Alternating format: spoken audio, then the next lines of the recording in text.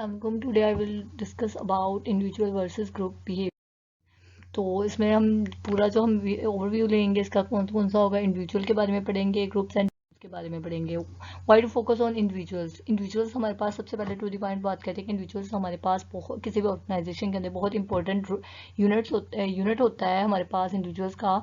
If we understand the behaviour of individuals के अगर हम किसी भी इंडिविजुअल्स के बिहेवियर को अंडरस्टैंड करते हैं तो हमारे पास उनकी आउटकम्स बहुत अच्छी आती है। उनको मैनेज करना, अगर हम उनके बिहेवियर को जान लेते हैं तो उनको मैनेज करना या उनके साथ डील करना बहुत आसान हो जाता है। We have to look at 3 individual variables: biogeographical characteristics, ability and learning। Biogeographical characteristics उनकी देखनी पड़ती है, एबिलिटी उनकी देखनी पड़ती है एंड लर्निंग। बायोजियोग्राफिकल कैरेक्टरिस्टिक्स में यह जाता है कि उनका बायोडाटा देखा जाता है, एबिलिटी उनकी उनके अंदर काबिलियत देखी जाती है कि जो वो जिस जॉब के लिए वो अप्लाई कर रहा है या जो जिस जॉब के लिए वो कर रहा है कि उसमें इतनी उसकी परफॉर्मेंस को चेक किया जाता है, उसकी satisfaction through the ability job fit के वो जो उस जॉब को जिसके लिए उसने अप्लाई किया है क्या वो उसके लिए फिट भी है कि नहीं। उसके बाद लर्निंग है। लर्निंग में हमारे पास आता है कि उसके पास इतना नॉलेज है कि वो इस काम को सर अंजाम दे सकेगा अच्छे तरीके से। तो ये हमारे पास उनकी 3 चीज़ों को देखा जाता है। इंडिविजुअल का मतलब ये है कि अलग अलग तरीके से काम करना, कि एक बंदे ने अपना काम करना है, दूसरे ने करना है, तो ये हमारे पास इंडिविजुअल आ जाता है। दूसरा ग्रुप का मतलब होता है ग्रुप इज डिफाइंड एज 2 और more interacting and independent individuals who come together to achieve particular objectives. जो ग्रुप होता है इसमें हमारे पास क्या होता है कि एक या दो से ज़्यादा हमारे पास जो इंडिविजुअल्स होते हैं उनको मिला के दे दिया जाता है। काम सबने अपना अपना करना है लेकिन उन्होंने सबमिट क्या करना है एक ही ग्रुप में, मतलब एक ग्रुप की फॉर्म में उन्होंने अपना काम देना होता है। ये मतलब कि किसी भी ख़ास ऑब्जेक्टिव को या किसी भी ख़ास पर्पस को हासिल करने के लिए या किसी गोल को अचीव करने के लिए ये लोग इकट्ठा काम करते होते हैं। आगे हमारे पास है टाइप्स ऑफ ग्रुप। तो टाइप्स ऑफ ग्रुप में हमारे पास 2 तरह के ग्रुप होते हैं, फॉर्मल और इनफॉर्मल। फॉर्मल ग्रुप्स में ये हो जाता है कि जो वो ग्रुप होते हैं वो इंडिविजुअल्स इकट्ठे मिलके काम करते हैं जो किसी खास टास्क को या एक असाइनमेंट को अचीव करने के लिए वो लोग काम कर रहे होते हैं, मिलके काम कर रहे होते हैं। इनफॉर्मल ग्रुप्स जैसे हम कह सकते हैं, ये देखिए लिखा हुआ है, to form around friendship and common interest. किसी भी थोड़ी देर के लिए मिलजुल के बात कर लेना या मिल के इकट्ठे होकर बैठ जाना, या रास्ते में किसी भी अगर कोई मतलब कि हजूम है वहाँ पे उनके साथ मिल जाना, या किसी भी फ्रेंड के साथ मिल जाना उनके साथ गपशप कर लेना। ये जो चीज़ें होती है ये इनफॉर्मल, कि किसी भी टास्क को हासिल करने के लिए हम लोग इकट्ठे काम करेंगे तो वो फॉर्मल ग्रुप है। लेकिन अगर हम किसी भी टास्क के रिलेटेड नहीं होंगे, काम करेंगे मिलके, या वैसे फ्रेंडशिप के लिए या किसी भी कॉमन इंटरेस्ट के लिए हम काम करें तो वो होगा ग्रुप।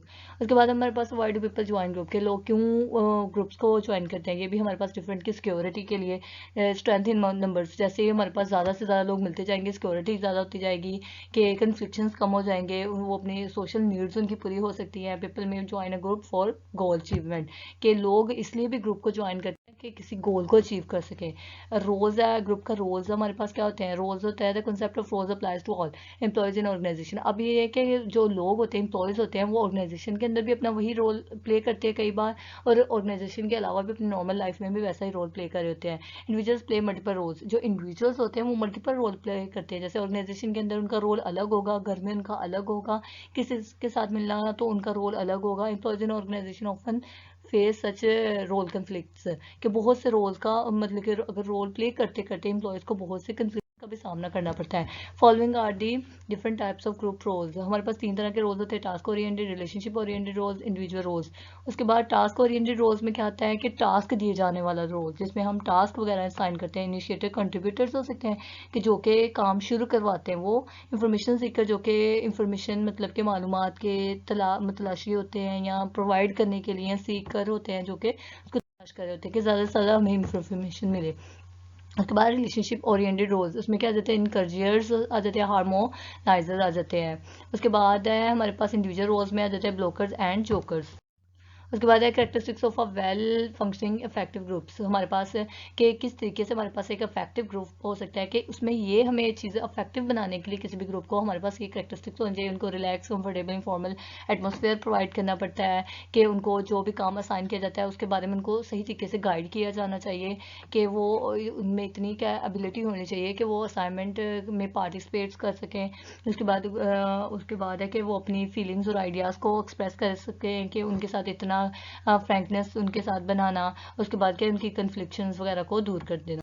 उसके बाद हमारे पास टीम, जैसे हमने पहले पढ़ा कि इंडिविजुअल के सेपरेटली काम करना है, ग्रुप पढ़ा कि दो या दो से ज़्यादा इंडिविजुअल्स को मिला दिया जाना, उसके बाद वो बन जाता है ग्रुप। उसके बाद है टीम। टीम हमारे पास क्या होती है, ये ग्रुप के साथ मिलकर बनती है। टीम क्या है हमारे पास, a team is a mature group with highly independent members. ये वो इंडिपेंडेंट मेंबर्स होते हैं जो कंप्लीटली तौर पे एक दूसरे के साथ कमिट करते हैं, कि कमिटमेंट करते हैं कि हम एक गोल को अचीव करेंगे। इसमें हमारे पास क्या है कि हर हम कह सकते हैं कि टीम को हम ग्रुप कह सकते हैं, लेकिन ग्रुप को हम टीम नहीं कह सकते, क्योंकि ग्रुप जो होता है वो इंडिविजुअल्स के साथ मिलकर बना होता है, लेकिन जो टीम होती है वो ग्रुप के साथ मिलकर बनी होती है।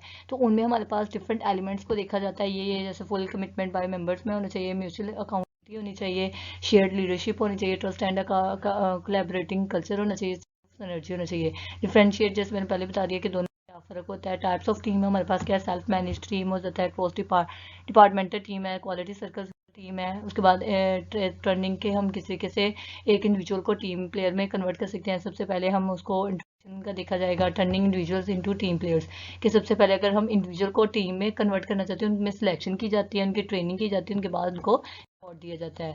तो what are the management challenges, उनको कौन कौन से चैलेंजेस का सामना होता है। बिल्डिंग ट्रस्ट आ जाते हैं, मेंटेन गुड कम्युनिकेशन, उसके बाद टीम मेंबर सेल्फ अवेयरनेस आ जाती है। उसके बाद हमारे पास है कि role, what role do team member play, कौन कौन से उनको रोल प्ले करने पड़ते हैं। शेपर, इम्प्लीमेंटर, कंप्लीटर, फिशनर आ जाता है, प्लांट मॉनिटर, एवेल्युएटर आ जाता है, स्पेशलिस्ट, कोऑर्डिनेटर, टीम वर्कर आ जाता है। तो हमारे पास आ गया है कि मैनेजर शेप टीम बिहेवियर कौन कौन से होते हैं। प्रॉपर सिलेक्शन होनी चाहिए, एम्प्लॉय ट्रेनिंग होनी चाहिए, rewarding the appropriate team behaviour होना चाहिए।